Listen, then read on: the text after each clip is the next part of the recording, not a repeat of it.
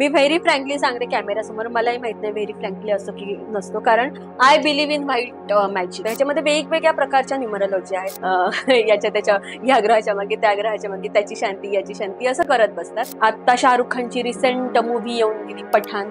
Spelling बघा, double A आहे पठाणमध्ये. काळजीपूर्वक हा शब्द वापरते आहे. हे शास्त्र आहे आणि हे सिद्ध झालेलं आहे आणि त्याला युजीसी कडून मान्यता प्राप्त दर्जा पण मिळालेला आहे. त्याच्यामुळे याच्यावरती आता युनिव्हर्सिटीमध्ये अभ्यासक्रम पण चालू आहे. प्रत्येक प्लॅनेटचा एक कलर आहे, कलर मध्ये पण एनर्जी आहे ना, त्याच्यामुळे ते विशिष्ट वर्गापुरतच मर्यादित राहिलं आणि त्याचा फारसा प्रचार काही झाला नाही. तो प्रेमाचं पण प्रतीक आहे शुक्र, बरोबर, रोमॅन्स. ते 7.5 ऍक्च्युली ते 8 वर्ष असतात, शनीचे ते 8 वर्ष असतात, की युनिव्हर्स मध्ये सगळ्या प्रकारच्या एनर्जीज आहेत, पॉझिटिव्ह पण आहे, निगेटिव्ह आहे. काय चूज करायचं तुमच्यावरती. पण ह्या सगळ्या पाठीमागे काहीतरी बेस आहे, त्याला काहीतरी आधार आहे. याच्यामध्ये वेदांचा आधार आहे. जी प्राचीन इजिप्त संस्कृती आहे किंवा बॅबिलियन संस्कृती आहे, त्यांच्यामध्ये प्रामुख्याने अंकशास्त्र जे आहे ते पूर्वीपासून वापरलं जात होतं. म्हणजे याच्यामध्ये तुमचे मागचा जन्म पण आहे, मागच्या जन्मातले कर्म पण आहे. ते डेस्टिनीने कुठेतरी ठरवलेलं आहे, तुमच्याकडनं ही कामं करून घ्यायची आहे. बऱ्याच गोष्टी आहेत, म्हणजे सगळंच. एखाद्या व्यक्तीची पूर्ण पोलखोल करायची असेल,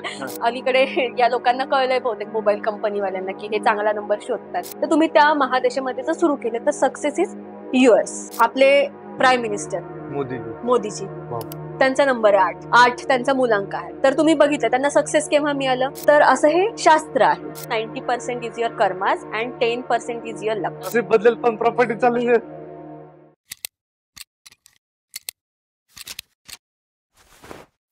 नमस्कार, राम राम, जय खानदेश. कटिंग पे मीटिंग बाय चेतन पाटील या पॉडकास्ट वर तुम्हा सगळ्यांचं खूप खूप स्वागत आहे.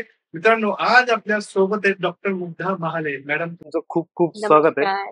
मित्रांनो, आजचा हा पॉडकास्ट खरंच इंटरेस्टिंग असणार आहे, कारण आजचा हा टॉपिक आहे न्यूमरोलॉजी. नसीब बदलणारा, नसीब के ताले बोलणारा हा पॉडकास्ट असणार आहे. मित्रांनो, आलेल्या पाहुण्यांचा परिचय करून द्यायचा झाल्यास तोही खूप इंटरेस्टिंग आणि मोठा आहे, त्यामुळे मी वाचून सांगणार आहे. मित्रांनो, आलेले पाहुणे MA गोल्ड मेडलिस्ट असून ते PhD प्रोफेसर आहेत.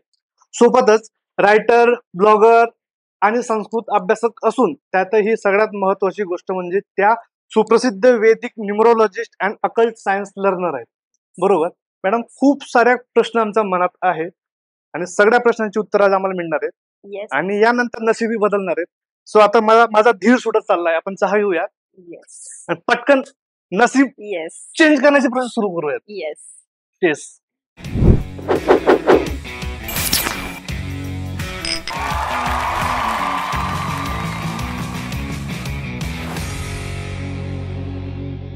हा जो प्रकार आहे, म्हणजे बरेच लोक ऐकतात की न्यूमरोलॉजी नेमकं काय.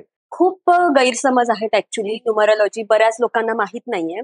त्याचं कारण पण असं आहे की भारतामध्ये जर विचार केला तर पूर्वीपासून फक्त ज्योतिषशास्त्र फॉलो केलं जातात. बरोबर. तर न्यूमरोलॉजी हे तसंच आहे, जसं ज्योतिषशास्त्र आहे तसंच याला मराठीमध्ये आपण अंकशास्त्र असं म्हणतो.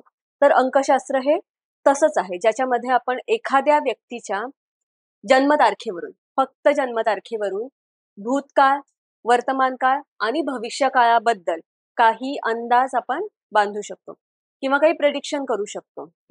याच्या व्यतिरिक्त बऱ्याच गोष्टी ज्या आपण ज्योतिषशास्त्राचा ज्या गोष्टींसाठी आपण आधार घेतो, फॉर एक्झाम्पल आपण बाळाचं नामकरण करायचं असेल तर आपण एक ज्योतिष विद्या ज्याला माहितीये त्याच्याकडनं आपण काही अक्षर काढून आणतो. बरोबर. लग्न जमवायचं असेल त्यावेळेला आपण ज्योतिषशास्त्राचा आधार घेतो. तर अशा सगळ्या ठिकाणी आपण अंकशास्त्र वापरू शकतो. तर थोडक्यात सांगायचं झालं तर हे आपल्या भूत, वर्तमान आणि भविष्य काळाबद्दल भाष्य करणारं किंवा आडाखे बांधणारं एक शास्त्र आहे. आणि मी फार काळजीपूर्वक हा शब्द वापरते आहे. हे शास्त्र आहे आणि हे सिद्ध झालेलं आहे आणि त्याला युजीसी कडून मान्यता प्राप्त दर्जा पण मिळालेला आहे. त्याच्यामुळे याच्यावरती आता युनिव्हर्सिटीमध्ये अभ्यासक्रम पण चालू आहे. त्याच्यामुळे हे शास्त्र आहे. तर बऱ्याच लोकांना असं ज्योतिष म्हटलं की असं वाटतं की काहीतरी अंधश्रद्धा वगैरे आहे किंवा काहीतरी उगाचच हे काम करायचं सोडून याच्या त्याच्या ह्या ग्रहाच्या मागे त्या ग्रहाच्या मागे त्याची शांती याची शांती असं करत बसतात. पण ह्या सगळ्या पाठीमागे काहीतरी बेस आहे, त्याला काहीतरी आधार आहे. याच्यामध्ये वेदांचा आधार आहे.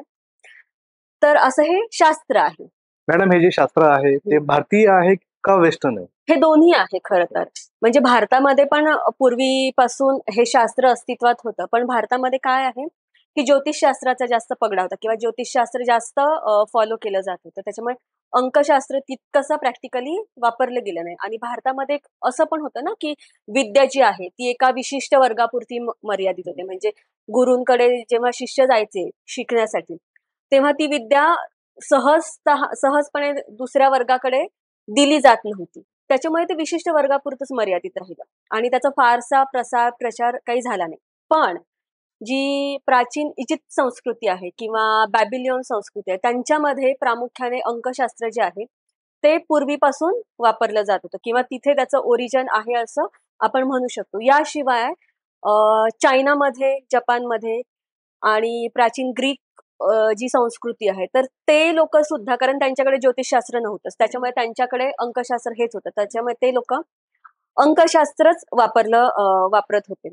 आणि भारतामध्ये कसं झालं, की अलीकडे ते जास्त पॉप्युलर झालं असं आपण म्हणू शकतो. म्हणजे जेव्हा सेलिब्रिटी त्याचा वापर करूया म्हणजे जी जुमानी फॅमिली आहे, संजय जुमानी, श्वेता जुमानी तुम्ही ऐकलं असेल, की त्यांना आपण पायनियर म्हणतो. त्यांचे वडील बी जुमानी जे आहेत, त्यांना अंकशास्त्राचे पायनियर असं भारतीय अंकशास्त्राचं आपण म्हणूयात पायनियर म्हटलं जातं. याचं कारण त्यांनी ते फेमस केलं. म्हणजे आपल्याकडे योग पूर्वीपासूनच होता. पतंजलीने दिला. पण तो फेमस करण्यासाठी जसे रामदेव बाबा कारणीभूत ठरले.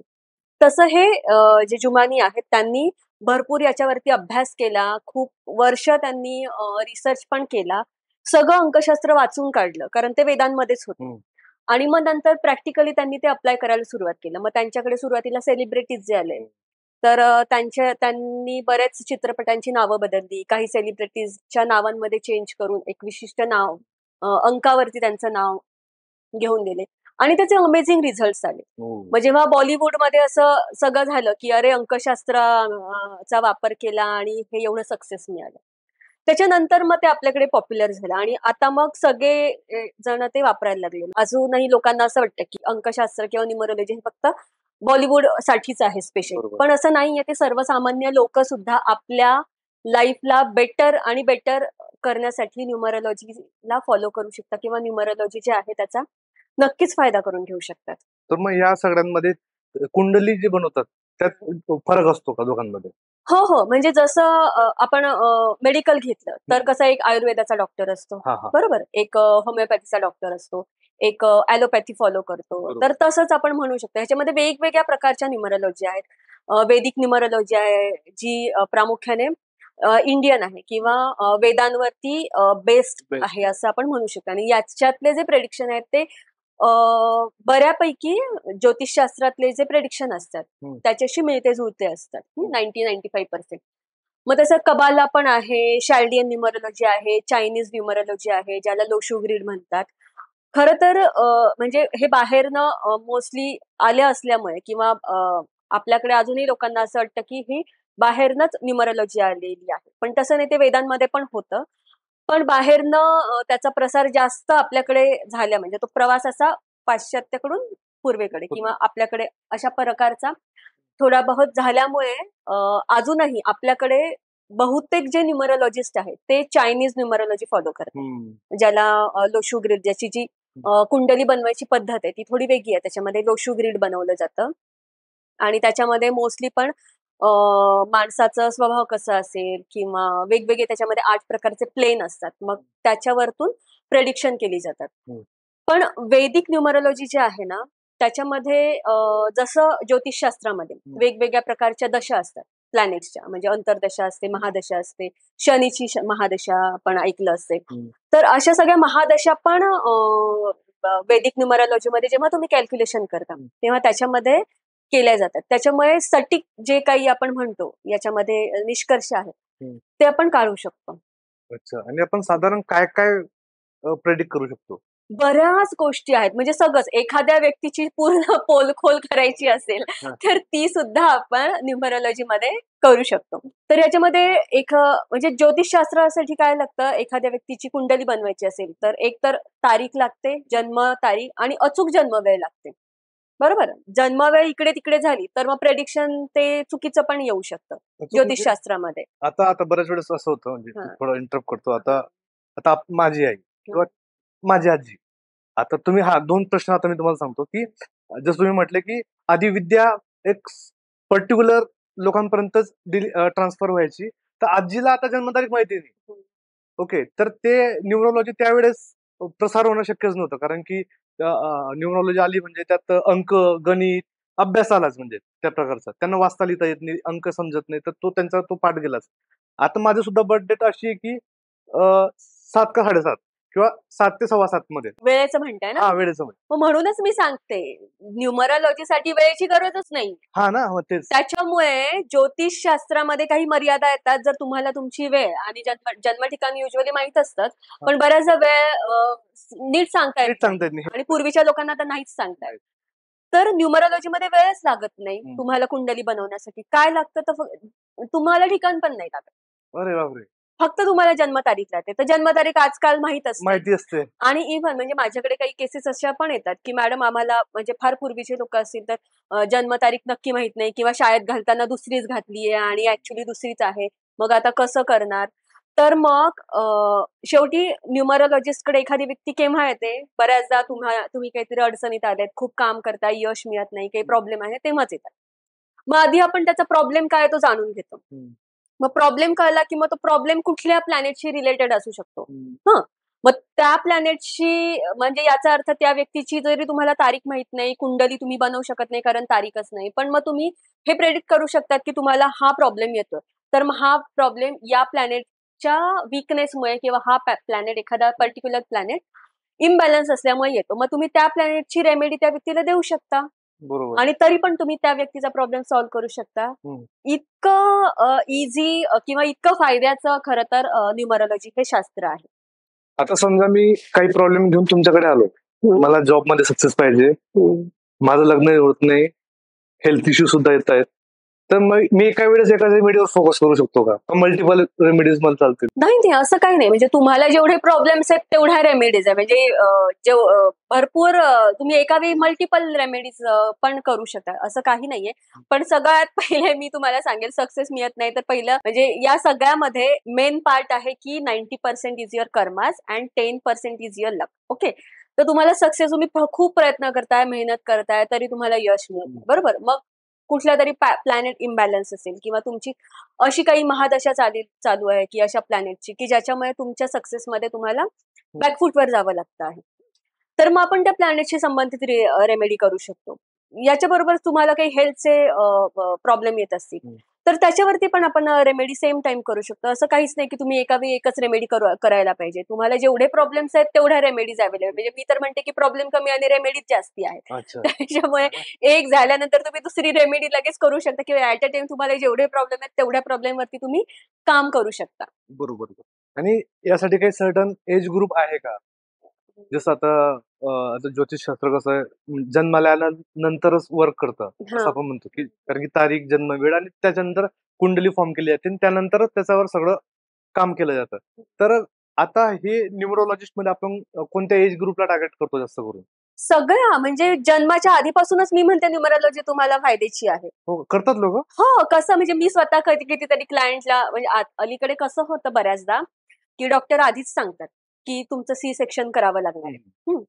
तर मग आपल्याला स्कोप आहे ना, जर सी सेक्शनच करायचं आहे तर मग आपण एक चांगली तारीख एखाद्या चांगल्या न्यूमरोलॉजिस्ट कडून एक चांगली तारीख जर काढली आणि त्याची कुंडली बघून जर चांगल्या मुलांकावर आणि चांगला भाग्यांक येईल अशा तारखेवर जर आपण बेबीला जन्माला घातलं तर मला तर वाटतं की याच्यासारखं दुसरं चांगलं किंवा मोठं गिफ्ट असू शकत नाही मुलासाठी. कारण तुम्ही ज्या तारखेवरती जन्म घेणार आहात त्याच्यामधनं तुमचा एक मुलांक निघतो.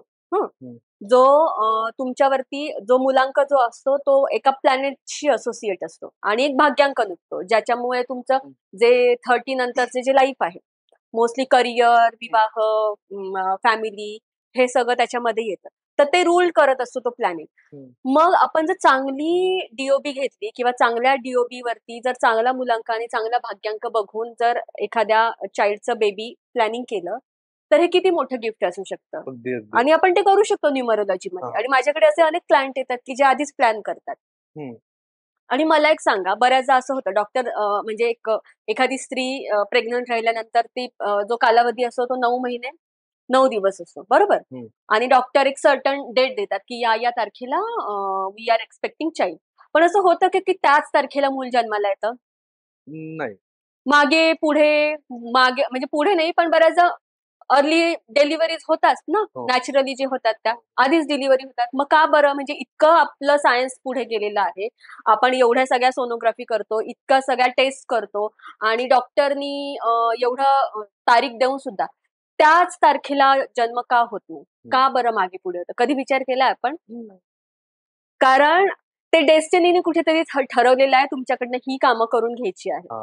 म्हणजे याच्यामध्ये तुमचे मागचा जन्म पण आहे, मागच्या जन्मातले कर्म पण आहे आणि या जन्मामध्ये तुम्हाला काय करायचंय किंवा ईश्वराने प्लॅन केले की तुम्हाला तुमच्याकडनं काय करवून घ्यायचंय, तर त्या तारखेला तुमचा जन्म होणारच होणार. हो. तुम्ही किती प्रयत्न करा. प्रयत्न करा. आणि त्या सडन टाइम पिरियड पर्यंत तुम्हाला राहायचंय पृथ्वीवर. हं. जे डेस्टिनीने तुम्हाला दिलेलं आहे तेवढं तुम्हाला इथंच करायचंय. तर मला असा प्रश्न आहे, जसं तुम्ही म्हटले की आता सेलिब्रिटीज फॉलो करतात जास्त करून हम्म. अंकशास्त्र. तर काही एक्झाम्पल तुम्ही देऊ शकतात का? बरेच आहेत. म्हणजे तुम्ही बघता की अलीकडे फिल्म येतात, तर फिल्मच्या नावामध्ये काहीतरी चेंजेस केलेले असतात. म्हणजे मागे पद्मावती मूव्हीचं नाव पद्मावती होतं खरं तर. तर काय नावाने रिलीज आय झाली? थिंक पद्मावत केलं होतं. पद्मावत केलं होतं. हम्म. आता शाहरुख खानची रिसेंट मूव्ही येऊन गेली पठाण. स्पेलिंग बघा, डबल ए आहे पठाणमध्ये. हो का? अरे शाहरुख खानचा इतका डाऊनफॉल चाललेला होता, म्हणजे मध्यंतरी त्याच्या फिल्म आल्याच नाही. नाही. म्हणजे इतका ज्याला बॉलिवूडचा किंग म्हणतात, हो. किंग खान. पण त्याला पण डाऊनफॉल बघावा लागला, कारण एक दशा असेल त्याच्या लाईफची चाललेली काहीतरी.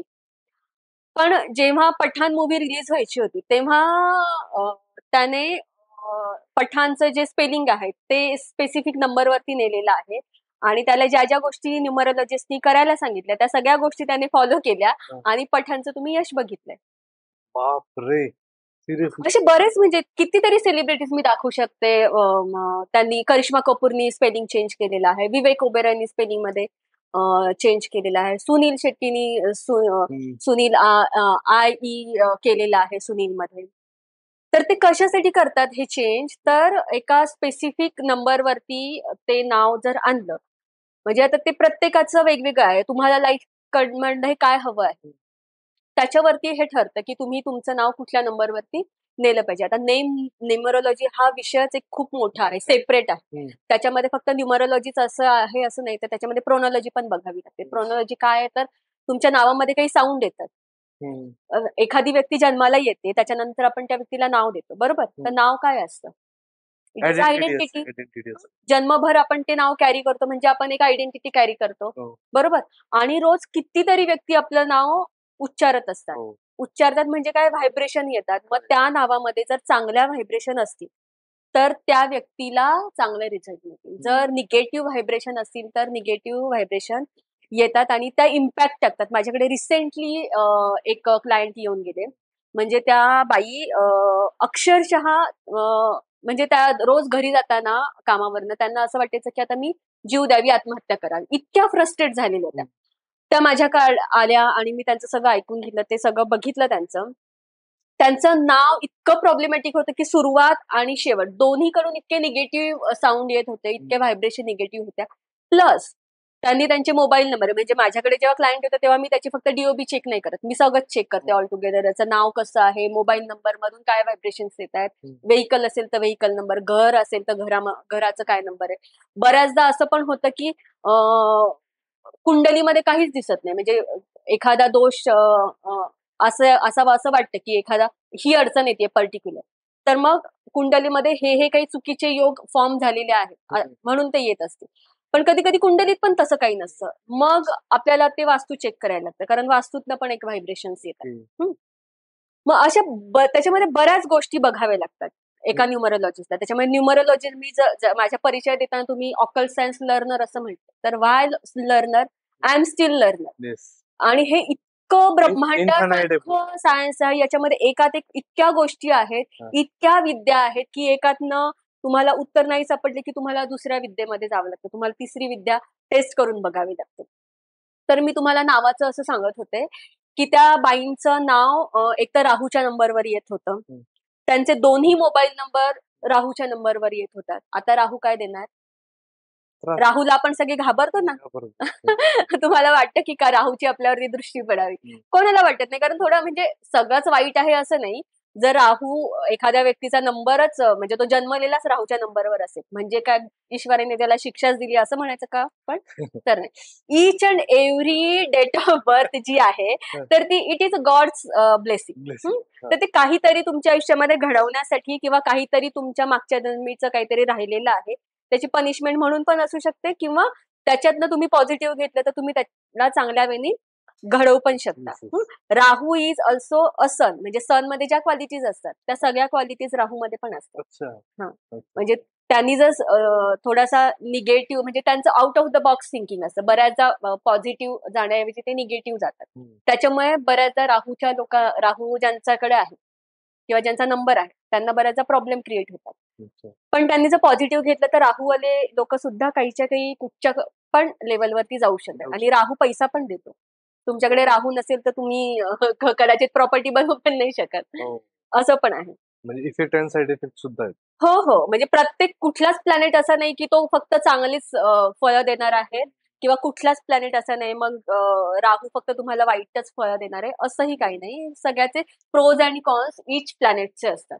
तर त्या बाईंचं मी नाव चेंज केलं, तर 1 महिन्यानंतर जेव्हा त्या माझ्याकडे तर इतक्या पॉझिटिव्ह होत्या, त्या स्वतःहूनच माझ्याकडे आल्या. म्हणजे मी तर कॉल पण नाही केला फीडबॅकसाठी, त्या स्वतःहूनच आल्या. म्हणते की मॅडम मला आता खूप पॉझिटिव्ह वाटायला लागले, माझ्या मनात इतके आत्महत्येचे विचार येत होते, पण ते आता नाहीसे झालेत जवळपास. तरी पण त्यांनी त्यांचा मोबाईल नंबर अजून चेंज नाही केला, कारण अलीकडे या लोकांना कळलंय बहुतेक मोबाईल कंपनीवाल्यांना की हे चांगला नंबर शोधतात किंवा कॉम्बिनेशन बघून येते. सहजासहजी आता मोबाईल नंबर पण मिळत नाही. आणि त्यांचं राहूची महादशा पण चालू आहे, संपेल थोड्या दिवसात, त्याच्यामुळे पण त्यांना तो प्रॉब्लेम होता. पण त्यांना बऱ्यापैकी फक्त नाव चेंज केल्याने फरक आलेला. लाईफ सेव्ह झाली ऑलमोस्ट. हा, म्हणजे किती म्हणजे जेव्हा एखादा क्लायंट तुमच्याकडे अशा अवस्थेत येतो आणि तुम्ही एखाद्याची लाईफ, जर तुमच्याकडे जे नॉलेज आहे किंवा तुम्ही त्याच्यासाठी जर एखादं लाईफ सेव्ह करू शकलात, तर ही मला असं वाटतं की सगळ्यात मोठं पुण्याचं काम हेच आहे. हो. आणि तुम्ही जसं म्हटलं की नाव चेंज करायचं, तर हा it's a one of the way. म्हणजे अजून बऱ्याच वे असते. Yes yes yes. हा, आणि त्यात तुम्हाला काही डॉक्युमेंटेशन करायची गरज नाही का? नाही, बऱ्याचदा ना लोकांना असं वाटतं की नाव चेंज करायचं म्हणजे आता सगळंच कसं चेंज करणार, आता सगळी आधार कार्ड वरती तेच नाव आहे, पासपोर्ट वरती तेच नाव, 7-12 असतो लोकांचा. 7-12 असतो, तो कुठे चेंज करणार, मग तर जमीनच दुसरा घेऊन जाईल. खूप महत्वाचा प्रश्न आहे. तसे बदलेल पण प्रॉपर्टी चालली जाईल. प्रॉपर्टी चालली जाईल. तर असं काहीच नाही, कुठेच तुम्हाला डॉक्युमेंट वरती चेंज करावं लागत नाही. नाव चेंज करण्याचा एक सिंपल फॉर्म्युला असतो, तुम्हाला ते नाव ऍक्टिव्हेट करावं लागतं. त्याची एक मेथड आहे. त्याच्यासाठी 45 डेजचा मिनिमम एक पिरियड आपण घेतो, आणि जे काय करायचंय ते मी तुम्हाला नाव चेंज करायचं, जी काय मेहनत आहे ती सगळी तुम्हालाच घ्यायची. मी फक्त तुम्हाला एक पर्टिक्युलर अक्षरावरती काहीतरी अक्षर ऍड करून किंवा कमी जास्त करून एका चांगल्या नंबरवरती, ज्या प्लॅनेटची तुमच्या ग्रीडमध्ये मिसिंग आहे किंवा ज्या प्लॅनेटच्या ब्लेसिंगची तुम्हाला गरज आहे, त्याच्यावरती तुम्हाला ते नाव सेट करून देणार. मग त्याच्यामध्ये त्याची प्रोनॉलॉजी पण चेक केली जाते की काही असे साऊंड नको किंवा असे कॉम्बिनेशन्स क्रिएट नको व्हायला की ज्याच्यामुळे तुम्हाला सक्सेस तर मिळेल पण हेल्थ बिघडेल, असं पण नको ना व्हायला. त्याच्यामुळे नेम चेंज करताना खूप केअरफुली करावं. बऱ्याचदा ना लोकांना असं वाटतं की आजकाल गुगल मोठी युनिव्हर्सिटी आहे, गुगल बाबाला विचारलं की आपल्याला सगळ्या प्रश्नांची उत्तर मिळतात, असं लोकांना वाटतं. तर म्हणजे हे पॉडकास्ट चालू आहे, तर पॉडकास्ट मध्ये पण मला हे सांगायचं आहे.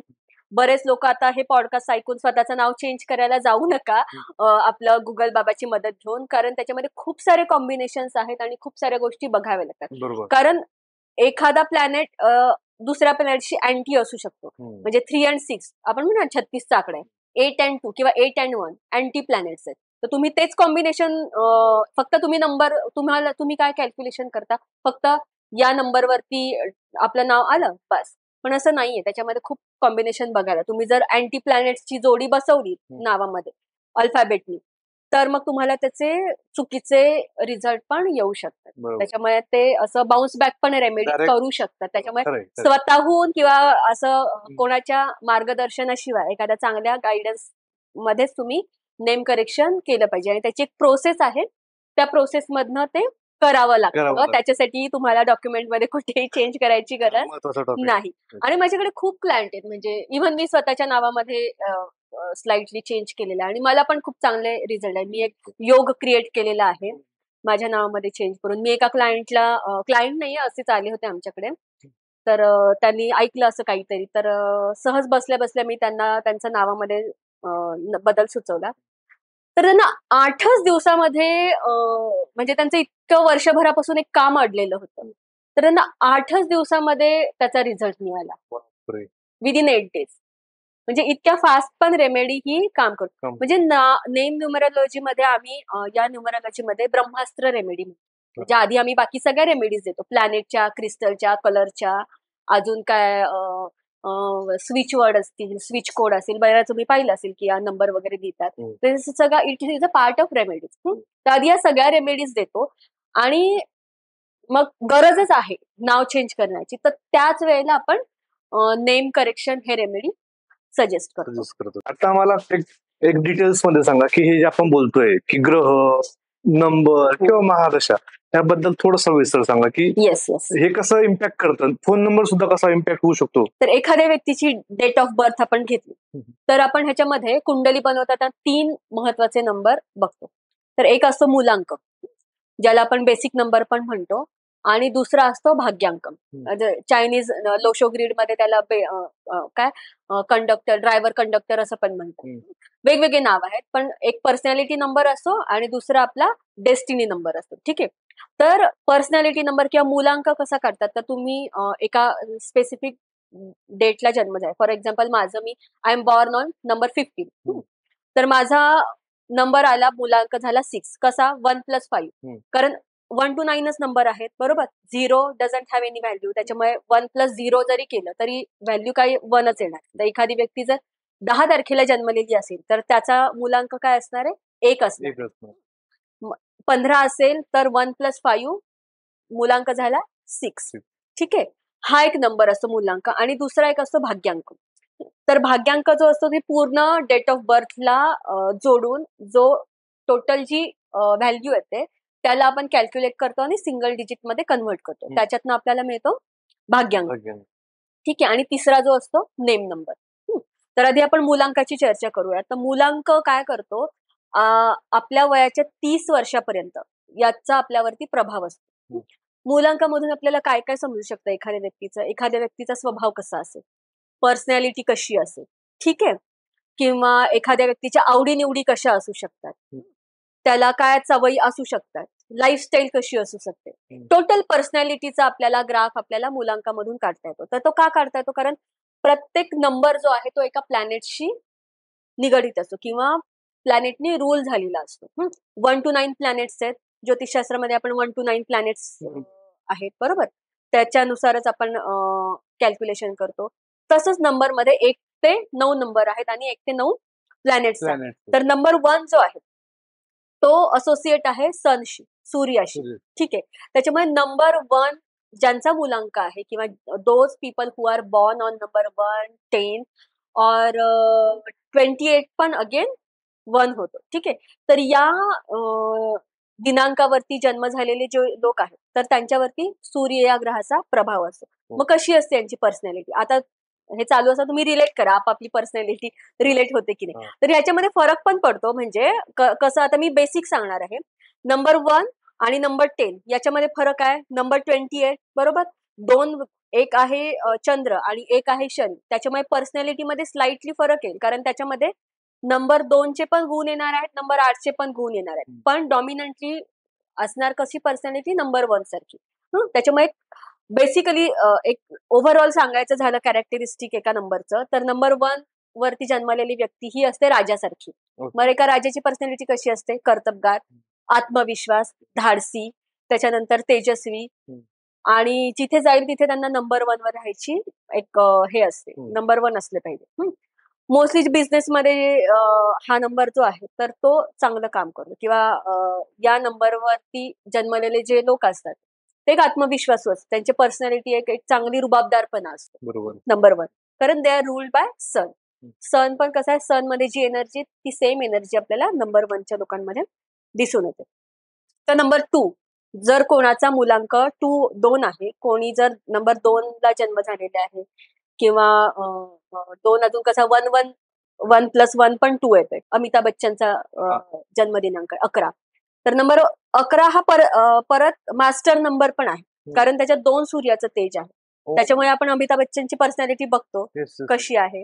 2 सूर्य एकत्र आले आणि तरी ते कला क्षेत्रामध्ये का आहेत, कारण आर्टिस्टचा नंबर आहे, number 2. Number 2 is ruled by moon. Moon कशाचा कारक आहे? मनाचा. आपण बघतो जेव्हा पौर्णिमा असते तेव्हा समुद्राला भरती येते, जेव्हा पौर्णिमा नसते, अमावस्या असते, तेव्हा ओहोटी येते. तर का? जलतत्व आहे. मन काय आहे? जलतत्व.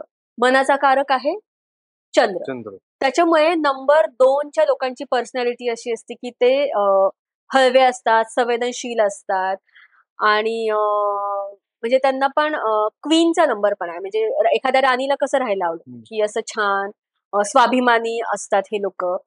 परत नंबर 2च्या ज्या मोस्टली मुली असतात, एक त्या छान असतात, म्हणजे गोरा पाण वर्ण असतो मोस्टली त्यांचा आणि एक चंद्रासारखं त्यांचं एक व्यक्तिमत्व असतं, म्हणजे सॉफ्ट असतात, सॉफ्ट स्पोकन पण असतात, हळव्या पण असतात आणि ज्यांचे बायको नंबर 2 आहे तर ते तर खूपच लकी असतात.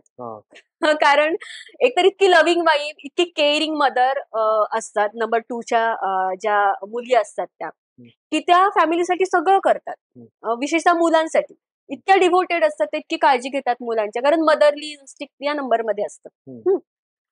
तर अशी पर्सनॅलिटी असते नंबर 2ची. यांना पॅम्परिंग आवडतं, म्हणजे आणि ह्यांना शेअरिंग पण आवडतं. म्हणजे तुमची बायको आहे तर तुम्ही ऑफिसवरनं आल्यानंतर नंबर 2ची जर बायको असेल तर तुम्ही विचारलं पाहिजे की आज दिवसभरात काय झालं काय नाही, किंवा तुम्ही विचारले नाही तर स्वतःहूनच तुमच्याशी सगळं शेअर करा. आज हे झालं, ते झालं, तसं झालं, मुलांनी हे केलं, मुलींनी सगळं त्यांना शेअरिंग करायला आपल्या लाईफ पार्टनर सोबत आवडतं.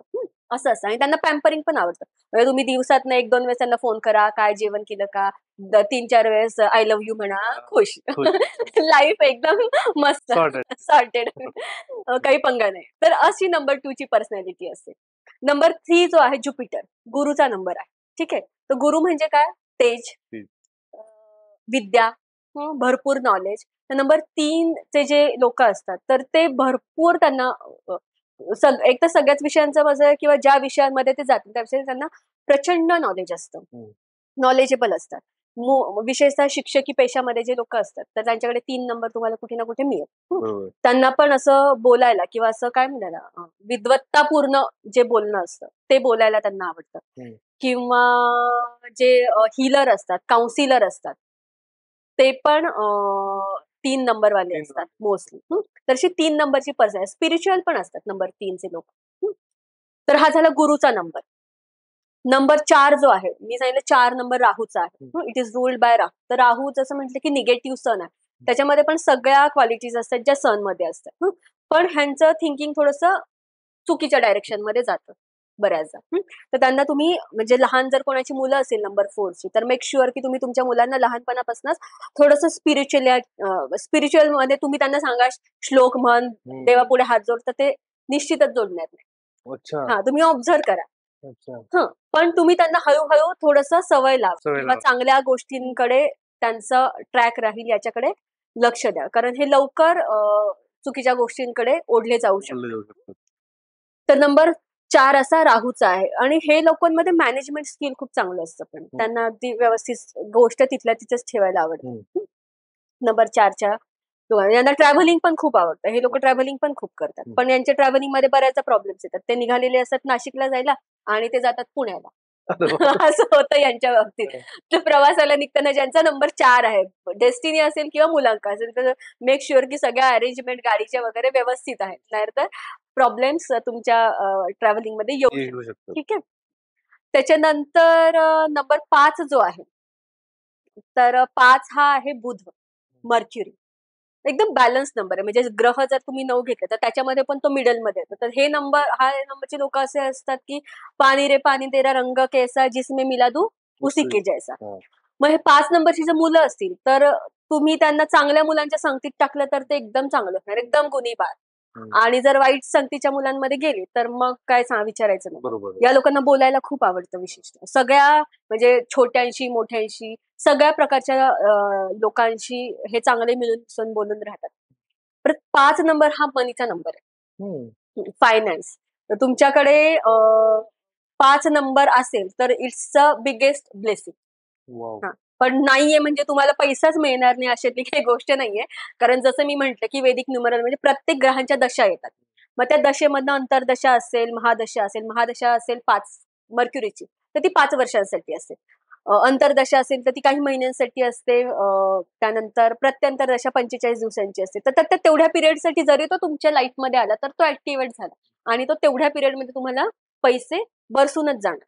अच्छा. तुमची महादशा चालू आहे मर्क्युरीची, तुमच्याकडे तर मर्क्युरी नाहीये ग्रेडमध्ये, तुमच्याकडे मुलांक नाहीये, भाग्यांक नाही, कशानेच मर्क्युरीचं ब्लेसिंगच नाही.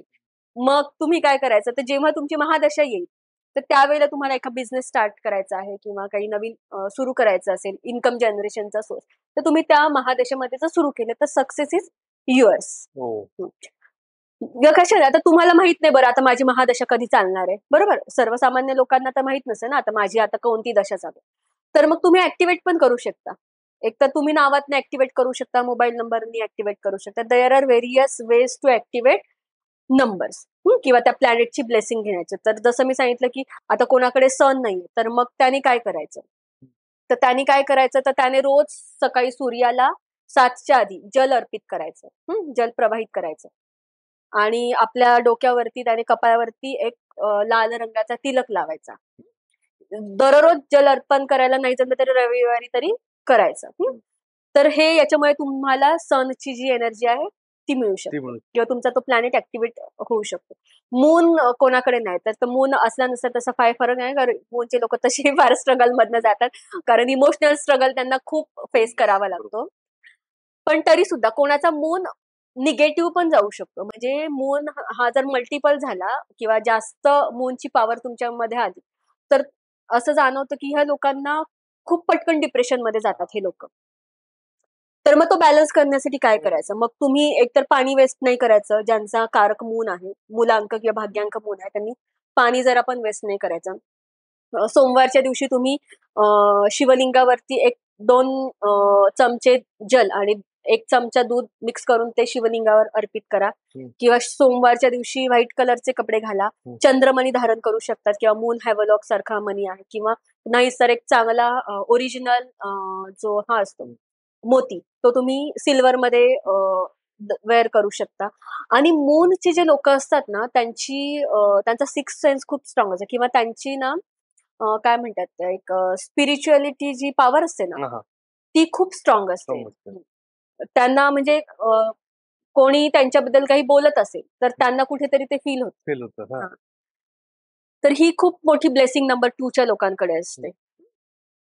तर आपण बोलत होतो आता 5 पर्यंत आलो, तर 4 राहू जर कोणाला त्रास देत असेल तर काय करायचं, राहू मणी तुम्ही धारण करू शकता किंवा डॉगीजला तुम्ही फीड करा, डॉगीजची सेवा करा.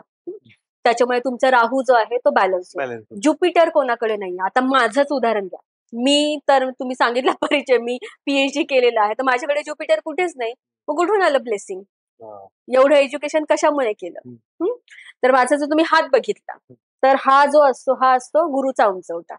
तर माझ्या हातामध्ये तुम्ही सगळी बघितलं तर हा सगळ्यात उंच जो आहे तो आहे गुरु. त्याच्यामुळे माझा गुरु जरी माझ्या ग्रीडमध्ये कुंडलीमध्ये कुठेच नाही तरी सुद्धा माझ्या हातामध्ये तो स्ट्रॉंग आहे. त्याच्यामुळे नॅचरली मला गुरुचं जे ब्लेसिंग आहे ते मिळालेलं आहे. पण तरी सुद्धा मी काय करते, गुरुवारच्या दिवशी मी येलो कलरचेच कपडे वेअर करते. गुरुवारच्या दिवशी माझ्या कपाळावर मी हल्दीचा तिलक लावते. त्याच्यामुळे तुम्हाला गुरुच्या आणखी चांगले ब्लेसिंग.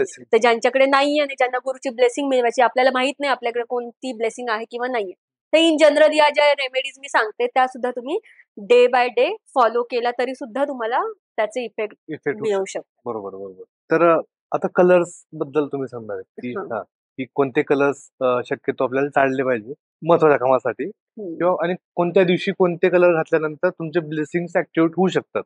तर कसं आहे, जसं नंबर प्लॅनेटशी असतो तसं कलर पण प्लॅनेटशी असोसिएट असतात. म्हणजे प्रत्येक प्लॅनेटचा एक कलर आहे, कारण कलर मध्ये पण एनर्जी आहे ना. तुम्ही लाल कलर कडे बघा, तुम्हाला कसं एकदम एनर्जी आहे, जसं की कधी कधी राग कोणाला दाखवायचा आहे, आपण बघतो ना एक ते काय इमोजीज असतात, तर आपल्याला कोणाबद्दल राग व्यक्त करायचा तर तो एक रेड कलरचा इमोजी आपण पाठवून देतो. तर काय सिम्बॉल आहे?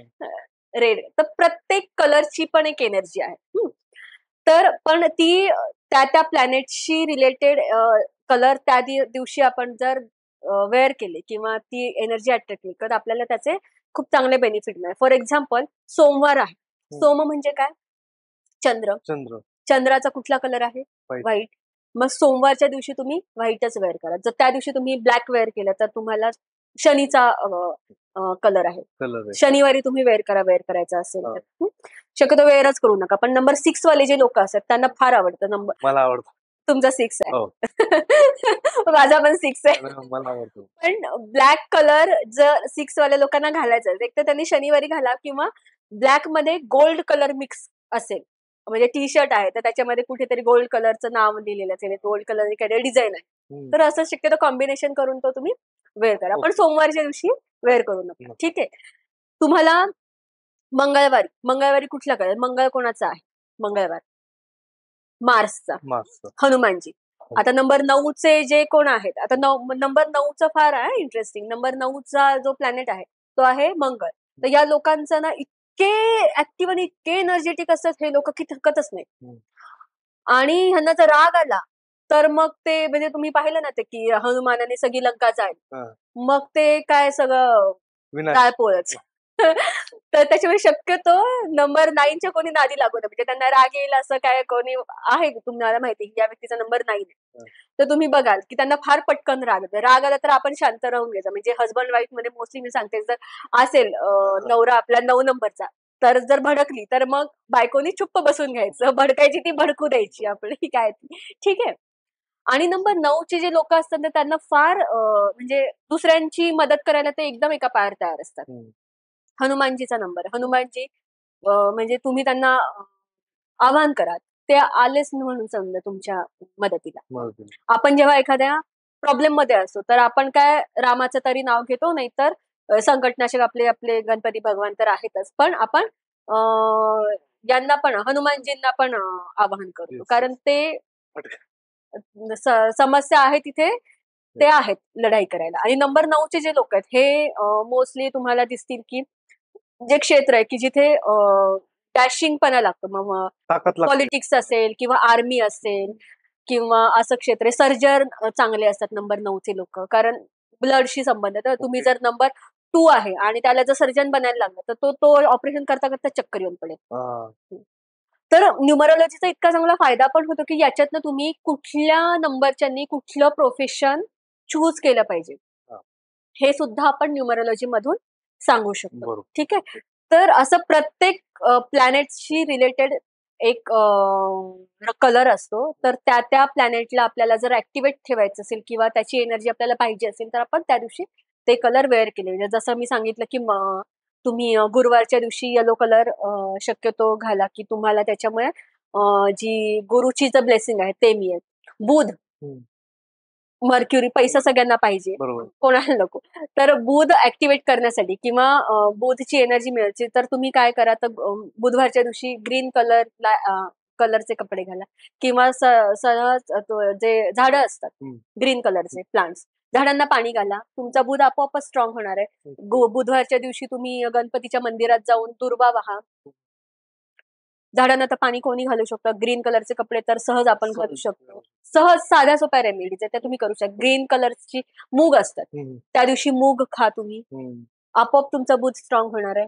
म्हणजे जे काही हर्डल्स तुम्हाला बुध वीक असल्यामुळे येत असतील, जर तुम्हाला पैसे येण्यामध्ये कुठे अडचणी फेस करावे लागत असतील तर तुमचा बुध जर स्ट्रॉंग झाला तर ऑटोमॅटिक तुम्हाला त्याचं ब्लेसिंग मिळणार आहे. शुक्र प्रत्येकाला वाटतं शुक्र काय आहे? Number 6 luxury. कलियुगाचा जर राजा कुठला प्लॅनेट असेल तर तो आहे नंबर 6. तर शुक्र सुद्धा गुरुच आहे. म्हणजे ते शुक्राचार्य हे दानवांचे गुरु होते आणि एक गुरु हा देवतांचे गुरु. पण जेवढी बुद्धिमत्ता नंबर 3च्या लोकांमध्ये असेल तेवढीच बुद्धिमत्ता नंबर 6च्या लोकांमध्ये सुद्धा असते. आता मी सांगितलं माझ्याकडे 3 नाही पण माझ्याकडे नंबर 6 आहे. म्हणजे गुरुचा नंबर तर आहेच आहे. त्याच्यामुळे आपोआप हे जे सगळ्या विद्या मिळवण्याची जी कुठेतरी एक आस सतत लागून राहिलेली आहे ना तर ती त्यामुळे येते. तर आपण 6 नंबरची आपण चर्चा केली. आता 7 नंबरवर बोलूयात आपण. 7 नंबर जो आहे केतूचा नंबर आहे. तर राहू आणि केतू हे 2 शॅडो प्लॅनेट्स आहेत. त्याच्यामुळे तर केतूचं असं की त्याला फक्त धड आहे, डोकं नाहीये. त्याच्यामुळे जे 7 नंबरचे लोक असतात तर ते फार मनाने विचार करणारे असतात किंवा जे डिसिजन घ्यायची वेळ आहे तर बऱ्याचदा त्यांना बुद्धीने निर्णय घेता येत नाही किंवा प्रॅक्टिकली डिसिजन घेता येत नाही. ते खूप कन्फ्युज पण असतात बरं. किंवा इमोशनली डिसिजन घेताना दिसतात. पण नंबर 7 जो आहे ना तो खूप डीप नेतो तुम्हाला. म्हणजे तुम्ही जर एखाद्या विषयामध्ये घुसलात तर तो तुम्हाला शेवटपर्यंत नेणार. म्हणजे तुम्ही ऑकल्ट मध्ये गेलात तर ऑकल्ट मध्ये तो तुम्हाला एकदम डीप मध्ये घेऊन जाईल. रिसर्चचा नंबर आहे. पूर्ण एक्सपर्ट करून सोडतो. हा, स्पिरिच्युअल जे गुरुज आहेत बरेच त्यांच्याकडे नंबर 7 असतो. अच्छा. आणि नंबर 7 जे लोक आहेत तर ते डीप थिंकर असतात. म्हणजे खूप खोलवर विचार किंवा रिपीटेड थिंकिंग पण त्यांच्यामध्ये दिसून. नंबर 2 मध्ये पण रिपीटेड थिंकिंग दिसते. एकाच गोष्टीचा सतत सतत विचार करणं. ते थोडंसं फिलॉसॉफर टाइप असतं का? फिलॉसॉफर टाईप असतात Okay. थोडेसे. नंबर 7. ठीक आहे. तर नंबर 7 ज्यांचा आहे आणि तो जर इम्बॅलन्स आहे तर कोणाला असं वाटत आहे तर त्यांनी एक टायगर आय म्हणून एक मनी येतो तर ते तो वेअर करू शकतात किंवा सिम्पल क्रिस्टल मध्ये न जातात डॉगीज जे आहेत तर डॉगीजला तुम्ही सेवा करा किंवा त्यांना रोटी वगैरे खाऊ घाला. खायला घाला. नंबर 7च्या लोकांसाठी ही एक रेमेडी आपण सांगू शकतो. त्यानंतर सगळ्यात इंटरेस्टिंग आहे नंबर 8. आता नंबर 8 बद्दल खूप मिथ्स आहेत. म्हणजे चायनीज जे लोक आहेत न्यूमरोलॉजिस्ट तर ते नंबर 8ला खूप लकी म्हणतात. म्हणजे चायनामध्ये नंबर 8 अगदी विकत घेतात लोक हो. किती पण पैसे देऊन. आणि आपल्याकडे भारतामध्ये नंबर 8 शनीचा नंबर मानलेला आहे. आणि शनी महाराज म्हणजे आपल्याकडे एक चित्र आहे की कोपले की मग कसं शनीची 7.5 वगैरे बरंच काही काही आपण ऐकत असतो. मॅम, शनीबद्दल खूप बोललं जातं की शनीची 7.5 लागलं म्हणजे फार वाटोळं होतं. तर नेमकं काय प्रकार काय आहे? ऐकलंय ना तुम्ही पण हो, ऐकलं. शनीची 7.5 सगळ्यांनी ऐकलं आणि हे असं 7.5च का बरं? म्हणजे हा. त्याला काय ते फिगर असं काय आहे? ते 7.5 ऍक्च्युली ते 8 वर्ष असतात. शनीचे जे 8 वर्ष असतात. आता आम्ही वैदिक न्यूमरोलॉजी मध्ये कसं कॅल्क्युलेट की शनीचा नंबर आहे 8. त्याच्यामुळे शनीची जी महादशा असते त्यावेळेला असते ती शनीची 7.5. ऍक्च्युली ती 8 वर्षांसाठी असते पण त्याच्यातले 7.5 वर्ष जे आहेत तर ते तुम्हाला डिफिकल्ट जाऊ शकतात जर तुमच्या 7.5 मध्ये तुमचा शनी वीक झाला तर. प्रत्येकाला शनीची 7.5 त्रासदायकच असते असं नाही. नाही. ती पॉझिटिव्ह रिझल्ट देणारी पण असू शकते. ओके. म्हणजे फॉर एक्झाम्पल एखाद्या व्यक्तीचा भाग्यांक किंवा मुलांक 8 आहे. ग्रीड मध्ये तो वीक आहे. पण शनीची 7.5 आली. आता तो बॅलन्स झाला शनी. जो शनी वीक होता तो आता पॉवर मध्ये आला. स्वतःच्या घरामध्ये येऊन बसला तो. आपल्या घरामध्ये आपण राजे असतो की नाही. मग तो त्याच्या घरामध्ये आला म्हणजे तो पॉवर मध्ये आला. मग आता तो त्यांचे कमाल दाखवणार. कमाल काय दाखवणार तर आता शनी हा जस्टिसचा हे आहे प्लॅनेट. मग आता या 7.5 वर्षांमध्ये किंवा 8 वर्ष म्हणत 6 वर्षाचा जो आहे तो फलश्रुतीचा काल असतो आणि 7.5 वर्षाचा जो काल असतो तो कर्माचा काल असतो किंवा कर्मफलाचा काल असतो. ठीक आहे. तर आता तुम्ही पूर्वी जे काही कर्म केलेले आहेत चांगले वाईट त्या सगळ्याचं फल मिळण्याचा कालावधी म्हणजे तुमचा 7.5चा काळ असतो. मग आता तुम्ही विचार करायचा तुम्ही जर चांगले कर्म केलेले असतील तर मग तुम्हाला शनी इतकं कायदेला इतकं भरभरून देईल की मग त्याला नो लिमिट. ठीक आहे. पण तुमचे कर्म चांगले नाहीये. आता कर्म इन द सेन्स म्हणजे तुम्ही कोणाला चीट केलंय. शनीची काय अपेक्षा असते तर शनी हा असा प्लॅनेट की त्याची अपेक्षा असते की तुम्ही सतत काम करा हार्ड वर्क करा मेहनत करून घेणार तो तुमच्याकडे. बऱ्याचदा आपण असतो की शनी ज्यांना आहे तर तो त्यांना लवकर कुठली गोष्ट मिळत असते. का नाही मिळत डिलेज देतो सक्सेस खूप उशिराने देतो. तर एक तर हा प्लॅनेट स्लो आहे त्याचं जे ट्रान्झिस्ट होतं ते खूप स्लो होतं. त्याच्यामुळे एक तर त्याची मुवमेंट स्लो असल्यामुळे तुम्हाला सगळ्या गोष्टी स्लोलीच मिळतात आणि तो जस्टिस लवर आहे त्याच्यामुळे तुम्ही जर मेहनत केली तरच तो तुम्हाला सक्सेस देणार. नाही तर तुम्ही बसलेत आराम केला आहे आणि प्रॉपर्टी आहे आणि मजा करतायत तर तुम्हाला काहीच नाही मिळणार. तुमचा नंबर 8 असेल. बरोबर. 8चं एक खूप चांगलं एक्झाम्पल मी तुम्हाला देऊ शकते. आपले प्राईम मिनिस्टर मोदीजी त्यांचा नंबर आहे 8. 1 and 7 17 आहे त्यांची डीओबी. 8 त्यांचा मुलांक आहे. तर तुम्ही बघितलं त्यांना सक्सेस केव्हा मिळालं 2014 मध्ये. म्हणजे उशिरा ना म्हणजे त्यांचं वय त्यांनी 45 क्रॉस केल्यानंतर ते मुख्यमंत्री झाले नंतर ते प्राईम मिनिस्टर झाले. बरोबर. सगळ्यात जास्त त्यांना सक्सेस केव्हा मिळाले जेव्हा ते प्राईम मिनिस्टर झाले. बरोबर. आता तर त्यांचा संपूर्ण जगामध्ये डंका आहे. का नंबर 8 असताना आपण तर अशुभ म्हणतोय. तर त्याचं कारण तुम्ही बघता की सगळ्यात जास्त हार्डवर्क करणारे आपले जर आतापर्यंतचे प्राईम मिनिस्टर कोणते असतील मोदी आहे. बरोबर. म्हणजे मी तर ऐकलं की ते 4च तास झोपतात इतकं काम करतात. मग ते इतकं काम करतात म्हणून त्यांना शनी महाराजांनी एवढी त्यांच्यावरती कृपा केली आणि एवढं सक्सेस त्यांना दिलेलं जस्टिस केलं. जस्टिस केले. त्याच्यामुळे तुम्ही तुमचे कर्म चांगले, शनी ज्यांच्याकडे आहे म्हणजे ज्यांचा नंबर मूलांक भाग्यांक 8 आहे त्यांच्यासाठी एक अतिशय म्हणजे सांगण्यासारखी गोष्ट की ही त्यांनी फॉलो करून बघा आणि रिझल्ट बघा. हम्म.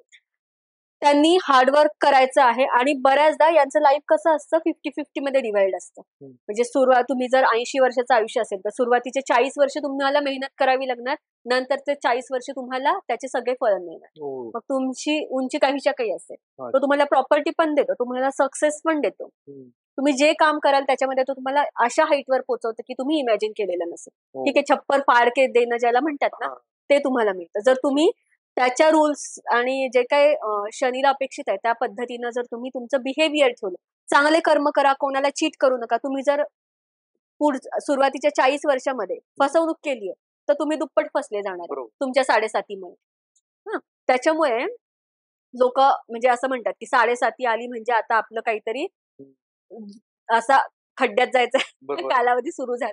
पण असं काही नाहीये, 7.5ला घाबरण्याचं काही कारण नाही. तुमचे कर्म चांगले ठेवा. ज्यांचे नंबर 8 आहे त्यांनी हनुमान चालिसाचा चॅन्ट करत राहा. शनिवारच्या दिवशी शनीच्या मंदिरात जा. शनीला ते तीळ ब्लॅक जे तीळ आहे किडे. ते तेल डोनेट तेल. करा. पण असं नाही की ते तुम्ही मंदिराच्या बाहेरनच घ्या आणि डोनेट करा. ते तुम्ही तुमच्या घरनं घेऊन जा. घरून. त्याला पण महत्व आहे. म्हणजे हा. तिथनं घेऊन जाणं आणि आपण आपल्या आधीच त्याची पूर्वतयारी करून घरनच दिवा घेऊन जा, वात घेऊन जा, तेल टाका त्याच्यामध्ये, तेल तिथे जाऊन टाका, दिवा प्रज्वलित करा, प्रे करा.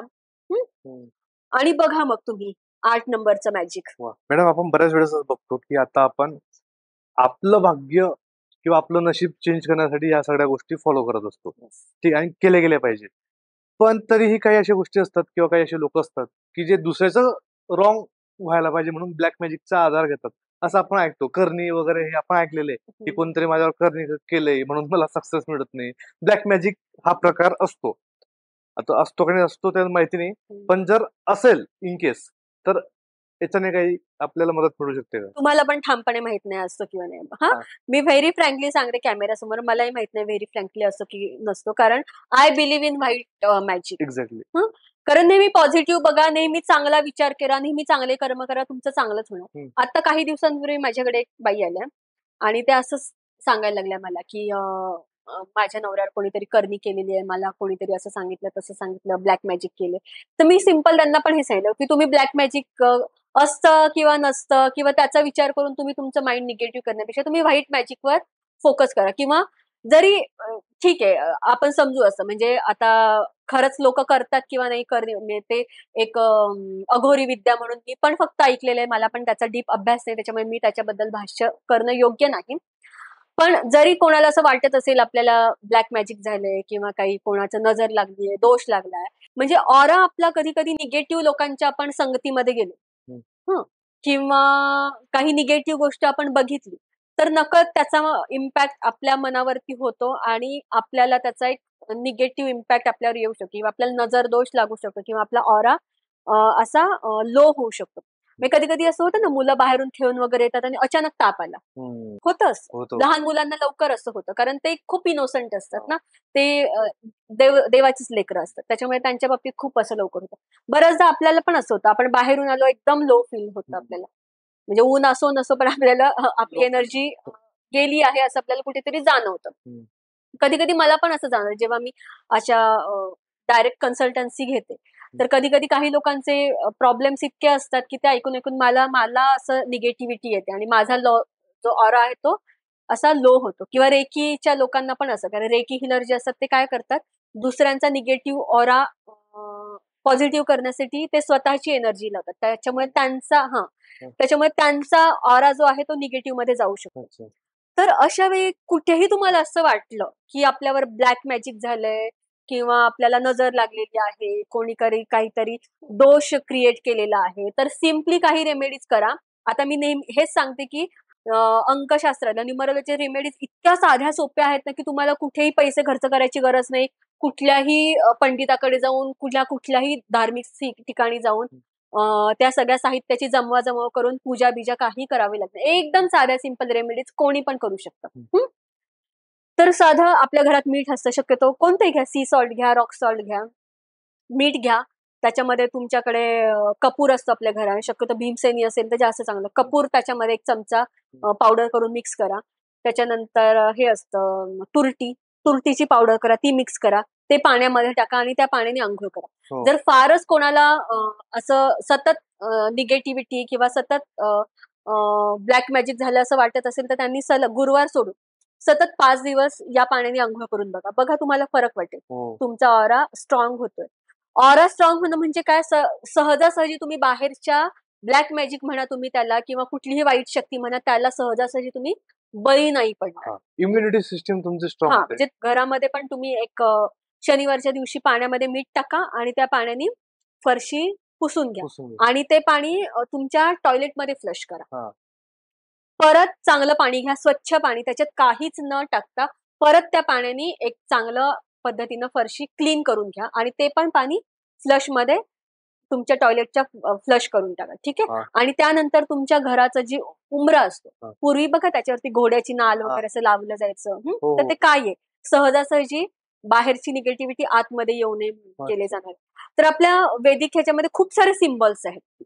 तर स्वास्तिक आपण काढतो. कुठलंही शुभ कार्य करायचं असेल तर आपण स्वास्तिक काढतो. हो. तर एक सिंपल हळदीने एक स्वास्तिक ड्रॉ करा तुमच्या घराच्या उंबऱ्यावरती.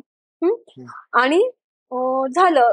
तुमचा कुठलीही निगेटिव्हिटी लगेच काय तुमच्या घरामध्ये हो. एंटर करणार. म्हणजे साध्या सिंपल रेमेडी कोणीही करू शकतं. या करा. तर आणि ब्लॅक मॅजिकचा मी तर म्हणते विचार करू नका. विचार करू नका. पॉझिटिव्ह राहा आणि चांगलंच होणार आहे आपल्या. म्हणजे मी नेहमी सांगते, म्हणजे हं. बऱ्याचदा तुम्ही पण ऐकलं असेल ज्योतिषांकडे जातात किंवा खूप लोक न्यूमरोलॉजिस्ट कडे पण जातात आजकाल आणि मग सांगत त्यांनी ते सांगितलं, ते सांगितलं, आम्ही सगळं केलं, काहीच फरक नाही पडला. का असं होतं? कारण तुम्हाला ज्या रेमेडीज दिलेल्या असतात, एक तर त्या तुम्ही तशाच फॉलो केल्या पाहिजे, प्लस तुमचा त्याच्यावरती 100% विश्वास असला पाहिजे. जे तुम्ही करताय कृती त्याच्यावरती जर तुमचं मन जर दोलायमान असेल, अरे खरंच होणार आहे किंवा नाही, तर त्याचं तिथेच ती फेल झाली. बरोबर? खरंय. मुलाच्या मनात जर विचार आला की परीक्षेत मी पास होणार आहे किंवा नाही, अर्ध युद्ध तर तो तिथेच हरलेला असतो. त्याच्यामुळे एक तर तुम्हाला जर कोणी रेमेडीज दिलेले असतील तर त्या ब्लाइंडली फॉलो करा की हे चांगल्यासाठीच आहे आणि चांगलंच होणार आहे. ठीक आहे? प्लस जेव्हा रेमेडी मी देते तेव्हा मी नेहमी सांगते की मॅनिफेस्ट करा. Manifestation is the biggest power. तुम्ही ते सिक्रेट वगैरे बऱ्याच लोकांनी ऐकलेलं आहे. रॉन्डा बर्नचं पुस्तक आहे, फार फेमस झालं. त्याच्यामध्ये एक सिद्धांत सांगितलाय, लॉ ऑफ अट्रॅक्शन. काय आहे तो? म्हणजे तो एक फार फेमस शाहरुख खानचा डायलॉग पण आहे कुठल्या तरी पिक्चर मध्ये, आपको जो चीज जिसको इतनी शिद्दत से चाहो चाहो पूरी की कायनात उसको अ, आपसे आप मिलाने की शिद्दत में जुड़ा असं. मिलाने के लिए जुड जाती है. ठीक आहे? फेमस डायलॉग आहे. कशात ना आलाय तर ते खरंच आहे. म्हणजे अल्केमिस्ट मध्ये पण खूप लोकांनी अल्केमिस्ट वाचलेले आहे. तर अल्केमिस्ट मध्ये पण तेच आहे ना, हो. की युनिव्हर्स मध्ये सगळ्या प्रकारच्या एनर्जीज आहेत. पॉझिटिव्ह पण आहे, निगेटिव्ह आहे. काय चूज करायचं तुमच्यावरती आहे. डिपेंड आहे. बरोबर? तर तुम्ही युनिव्हर्स कडे, म्हणजे मी तर म्हणते तुमचा देवावर विश्वास असो नसो, तुम्ही एनर्जीजवर तर विश्वास ठेवता. फिजिक्सचे स्टुडंट असेल तर तुम्हाला माहित आहे एक पॉझिटिव्ह असतो आणि एक निगेटिव्ह असतो. काय असतं ते? एनर्जीज असतात. पॉझिटिव्ह कडे पॉझिटिव्ह अट्रॅक्ट होत नाही, पॉझिटिव्ह आणि निगेटिव्हच लागतं. तर हे सगळं जे ब्रह्मांड आहे तर ते एका एनर्जीने कार्यान्वित होतं किंवा सगळ्या एनर्जीने भरलेलं आहे. तर तुम्हाला काय मागायचं आहे हे तुमच्यावरती आहे. बरोबर. तुम्ही पॉझिटिव्ह मागा, ते पॉझिटिव्हच देईल. ठीक आहे? आणि तुम्ही जी पण रेमेडी करणार आहे तर ती पॉझिटिव्ह अफर्मेशन देऊन मॅनिफेस्ट करा, तर ते तुम्हाला 100% गॅरंटेड देणार. मॅनिफेस्टेशन कसं करायचं? तर मी सांगितलं की ती गोष्ट तुम्हाला ऑलरेडी मिळाली. फॉर एक्झाम्पल तुम्ही आता असं म्हटलं की माझा पॉडकास्ट जो आहे तो सक्सेसफुल व्हायला पाहिजे, एकदम हिट गेला पाहिजे. तर तुम्ही काय मागायचं युनिव्हर्सला? माझं हे पॉडकास्ट जे आहे ते एकदम हिट झालेलं आहे. त्यांनी एकदम हिट लाईक ज्या काय तुम्हाला अपेक्षित आहे तेवढ्या क्रॉस केलेल्या आहेत. तुम्हाला त्याचं रिझल्ट मिळणारच आहे. म्हणजे सिम्पली तुम्ही कुठल्या रेमेडीज करा नका करू, रेमेडीज केल्या तर तुम्हाला डबल फायदा मिळेल. पण तुम्ही फक्त पॉझिटिव्हली मॅनिफेस्टेशन जरी केलं तरी सुद्धा, आणि मॅनिफेस्टेशनचे बरेच वेज आहेत. म्हणजे तुम्ही पाणी घ्या, एक चांगलं क्लीन वॉटर, ड्रिंकिंग वॉटर, त्याच्यावरती हात ठेवा, तुम्हाला काय मागायचं आहे ते मॅनिफेस्ट करा, त्या एनर्जीत त्या पाण्यामध्ये जाऊ द्यात. किंवा म्हणजे जर कोणी वैदिक धर्म जर पाळत असतील किंवा आपले जे सगळे मंत्र आहेत, काय आहेत मंत्र? सिद्ध आहेत. त्या ऋषी मुनींनी पुराणांमध्ये ते त्याला मॅनिफेस्ट करून सिद्ध करून ठेवलेलं ऑलरेडी. म्हणून आपण मंत्र जाप किंवा एखादी पूजा असते तेव्हा ते सगळे मंत्र का म्हणतो? हम्म. कारण ते ऑलरेडी सिद्ध आहेत. तुम्हाला सिद्ध करायची गरज नाही. गरज. त्याच्यामुळे त्यांचं जे त्यात तुम्ही ते बोलले नुसतं हम्म. की त्याचे जे फळ तुम्हाला मिळायचे ते मिळणारच आहे. मिळणार. त्याच्यामुळे आपण घरामध्ये पूजा करतो किंवा मंत्र जाप करतो. तर सिम्पली पाणी घ्या. तुम्हाला जर मंत्र दिला असेल सांगा म्हणायचं तुम्ही ते मंत्राने सिद्ध करा किंवा तुमची विश मॅनिफेस्ट करा त्या पाण्यामध्ये, ब्लो करा त्या पाण्यामध्ये आणि ते पाणी पिऊन घ्या. हो, हो. ते तुमचं मॅनिफेस्ट केलेलं पाणी आहे. ते पाणी पिल्याने पण तुम्हाला अमेझिंग रिझल्ट अलीकडे तर क्रिस्टलच्या बॉटल्स पण येतात. अच्छा. तर त्या क्रिस्टलमध्ये पण वेगवेगळ्या एनर्जीज असतात. तर ते एनर्जाइज्ड वॉटर असतं. स्पेसिफिक गोष्टींसाठी ते वापरले म्हणजे हेल्थसाठी बरेच लोक क्रिस्टल चा वापर करतात. तर असे वेगवेगळे प्रकार आहेत रेमेडीचे. आणि न्यूमरोलॉजीचा एक फायदा तुम्हाला सांगू म्हणजे न्यूमरोलॉजी ही सगळ्यांसाठी आहे. म्हणजे असं काही नाही की तुम्ही फक्त सनातन धर्म मानणारे आहेत तरच तुम्ही न्यूमरोलॉजीचे उपाय करू शकता. तुम्ही भारतीयच असले पाहिजे.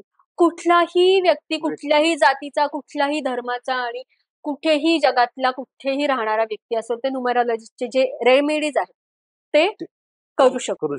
म्हणजे भारतीय असेल तर आपण सांगतो की या मंदिरात जा किंवा हा मंत्राचा जाप कर.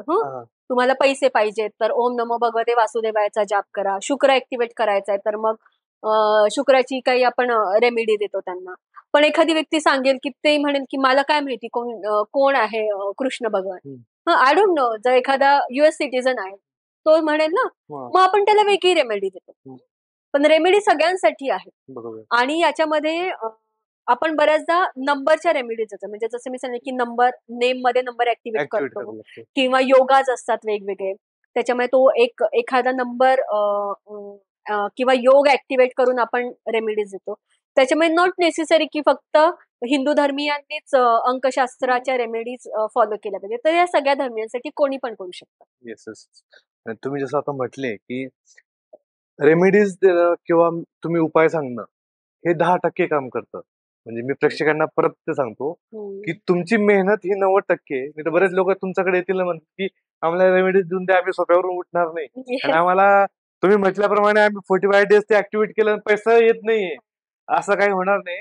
त्यासाठी तुमची मेहनत जी तुम्ही आता करतायत चांगल्या पद्धतीने दुसऱ्याला न हर्ट करता ते करत राहा. चांगले कर्म करत राहा आणि त्यात 10% आपले हे उपाय आणि डेफिनेटली मी परत एकदा सांगेल माझे गाईड आहेत डॉक्टर अलीम वकील. त्यांनी रिसेंटली एक खूप छान पुस्तक त्यांचं आलेलं आहे. भगवद्गीतेतला कर्मसिद्धांत आणि कुराण मधला कर्मसिद्धांत. कुराण म्हणजे मुस्लिम धर्मियांचा तो धर्मग्रंथ आहे.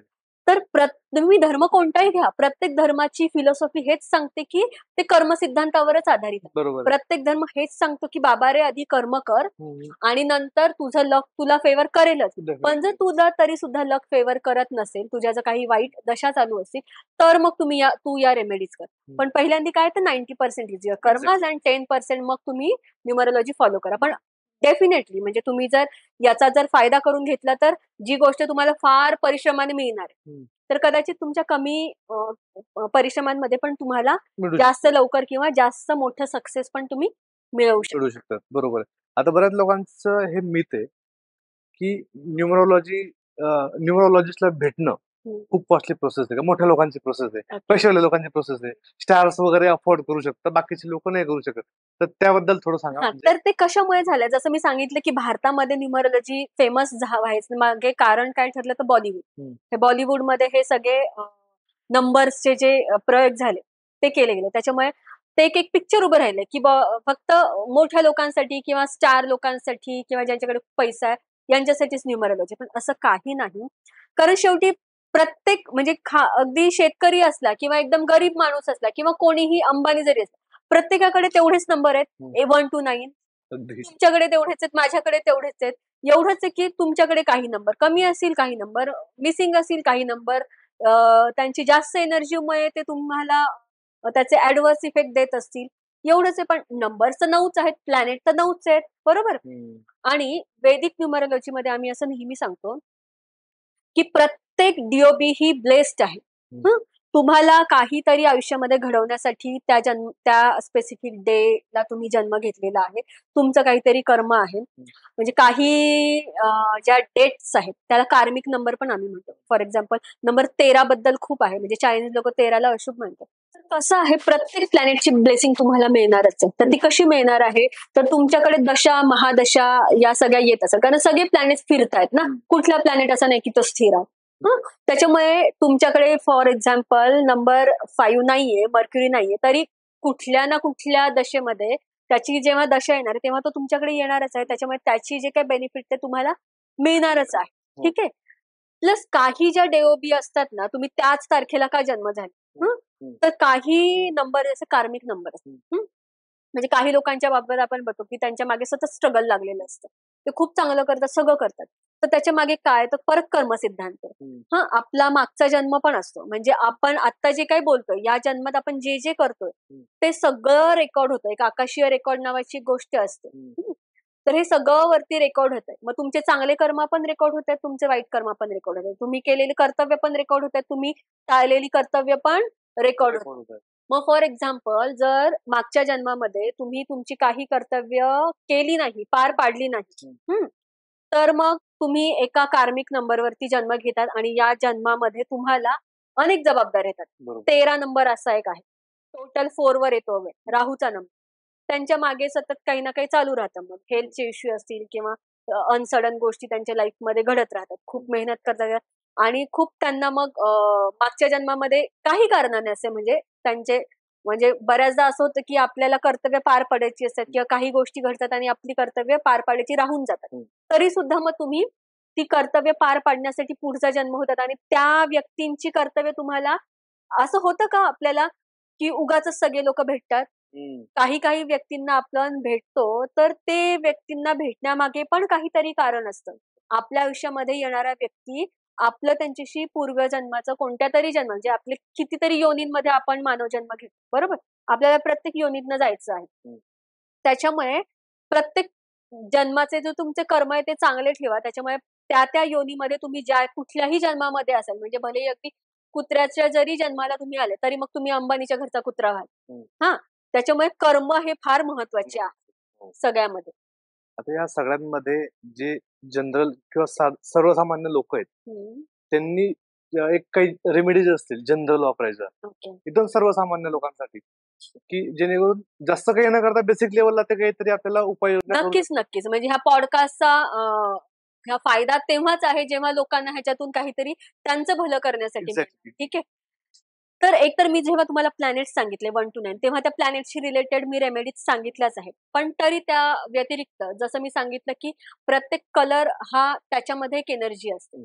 त्याच्यामुळे त्या दिवशी तुम्ही त्या कलरचे जे कपडे आहेत ते वेअर करा. फॉर एक्झाम्पल मंडेला तुम्ही व्हाईट घाला, ब्लॅक तुम्हाला घालायचं असेल तर सॅटर्डेला घाला, शुक्र आणि एक आहे बऱ्याचदा आपण काय कुठेतरी फंक्शन आहे किंवा कोणाला गिफ्ट द्यायचं असेल तर आपण सर्रास परफ्यूम देतो, देवांच्या मूर्ती देतो, अशा गोष्टी देतो. तर परफ्यूम काय आहे?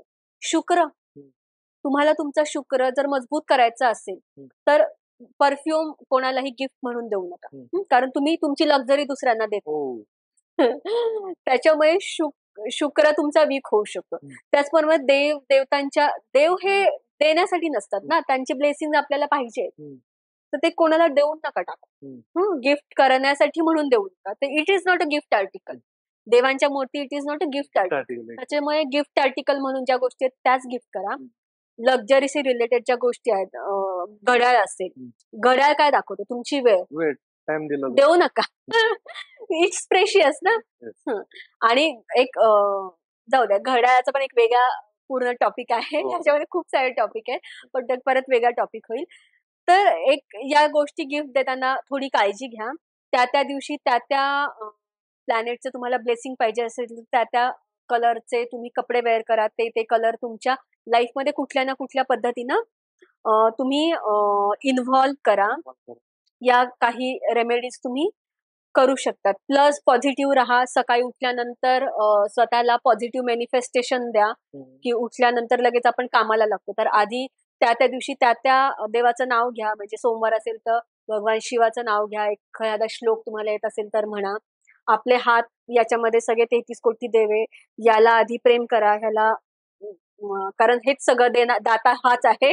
कर्म करणारा पण हाच आहे. त्याच्यामुळे याच्याकडे प्रेमाने बघा आणि याच्याकडनं एनर्जी मागा. बरोबर. पॉझिटिव्ह राहा. येस. तर म्हणजे आज खरंच असं वाटतं की आपण करू शकतो काही नवीन गोष्टी. आणि जे म्हणजे मी माझा पर्सनल एक्सपिरियन्स सांगतो की ज्या गोष्टी आधी खूप डिफिकल्ट वाटत होत्या, एक स्पेसिफिक लोकांसाठी वाटत होत्या की बाबा हे जे आहे उपाययोजना ही मोठ्या लोकांसाठी आहे. आज मला बऱ्याच गोष्टी क्लिअर झाल्या. आता पॉडकास्ट नंतर डेफिनेटली मी तुमच्याकडे येणार आहे. अगदी वाईफला पण घेऊन स्वागत येतो, आहे. आता वाईफला नक्की सोबत घेऊन स्वागत आहे. येतो काउन्सिलिंगसाठी. आणि प्रेक्षकांना मी सांगतो की तुम्हाला जरी काउन्सिलिंग पाहिजे असेल मॅडमकडनं, तर डिस्क्रिप्शन बॉक्समध्ये मी मॅडमचा नंबर मेन्शन केलेला आहे. तुम्ही डेफिनेटली त्यांना कॉन्टॅक्ट करा आणि काउन्सिलिंग करून घ्या मॅडम. हा, आणि मी पण एक गोष्ट इथे नमूद करते की हे फार काही एक्सपेन्सिव्ह गोष्ट आहे वगैरे असं काही नाही. फी माझी नॉमिनल असते.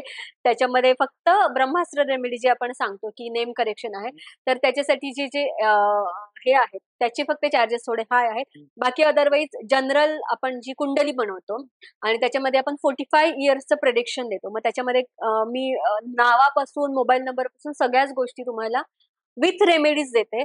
तर त्याची काही फार हाय कॉस्ट नाहीये आणि माझ्याकडे जे लोक येतात ते काउन्सिलिंग मी अशा पद्धतीनं करते की ते पॉझिटिव्ह होऊनच जातात. Great, great, great. डेफिनेटली आम्हालाही तोच भरोसा आहे आता की जेही लोक तुमच्याकडे येतील, नक्की. ऍटलीस्ट त्यांचे विचार तरी बदलतील. ते ते पॉझिटिव्ह विचार करायला लागतील आणि लाईफकडे एक दुसऱ्या पर्स्पेक्टिव्हने बघतील. जसं तुम्ही म्हटले की तुमच्याकडे क्लायंट आली होती आणि ती कंटिन्युअसली एक निगेटिव्ह झोन मध्ये होती आणि लाईफ लाईफ सेव्हिंग अपॉर्च्युनिटी होऊ शकते.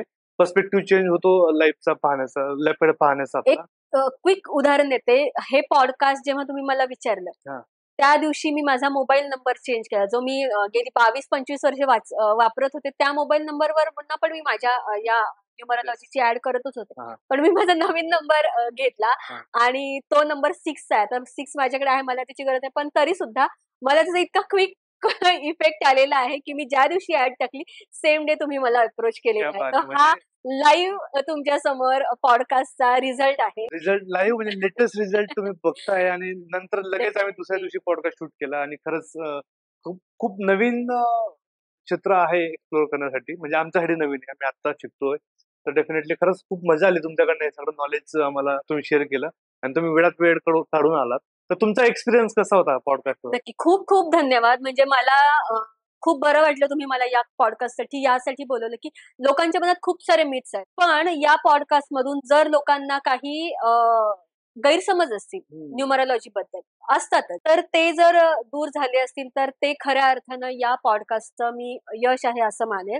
आणि तुम्ही प्रत्येक गोष्टीवर लगेच टीका करण्याऐवजी त्याच्या पाठीमागे खूप सारं सायन्स आहे, आपले वेद आहेत, त्याच्यातनं हे सगळं आलेलं आहे. आणि मी संस्कृतची अभ्यासक आहे, त्याच्यामुळे माझा या सगळ्या गोष्टींवरती विश्वास आहे आणि तेच वेदांमधलं जे नॉलेज आहे ते मी शेअर करण्याचा तुमच्या पॉडकास्टच्या निमित्तानं प्रयत्न केलेला आहे. खूप छोटा प्रयत्न आहे.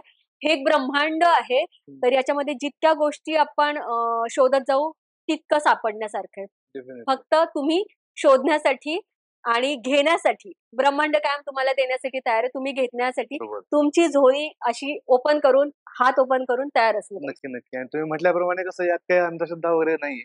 मोठ्या मोठ्या युनिव्हर्सिटीजने आता कोर्सेस ओपन केलेले आणि ऑथराइज शिक्षण या गोष्टीचं मिळतं. तर पूर्वी गुरु शिष्य परंपरेने ही विद्या दिली जायची आणि ती खूप लिमिटेड राहायची. मग पण आता बरेच युनिव्हर्सिटीज आहेत ज्याच्यामध्ये याचं सर्टिफाईड कोर्सेस आहेत, तुम्ही शिक्षण घेऊ शकता. डेफिनेटली काउन्सिलिंग करा. काश तुम्हारे नसीब में कुछ और लिखा होगा. तर नशिबाचे जे बंद असलेले ताले खुलने वाले जो अभी तक बंद है वो खुल सकते हैं. आणि तुमची खरंच डेस्टिनी असेल तर तुम्ही कुठल्या कुठे जाऊ शकतात. आणि तेव्हाच भेट होते. म्हणजे माझ्याकडे असे लोक येतात की ते मला खूप वेळ सांगतात, बनवा आमची कुंडली बनवा. काही लोकांची कुंडली माझ्याकडे बनवूनच होते. कारण त्यांचा टाइम आलेला नाहीये अजून. बनवेल मी, पण कधीतरी त्यांचा टाइम अजून यायचा आहे. आपला टाइम आलेला आहे. आपण पॉडकास्टवर आलेत आणि खूप छान गप्पा केलेत आपण आणि डेफिनेटली लोकांना नक्कीच आवडणार आहे. आणि thank you so much for watching this video guys. Like करा, शेअर करा, कमेंट करा. Thank you so much for coming. Hariom. Thank you.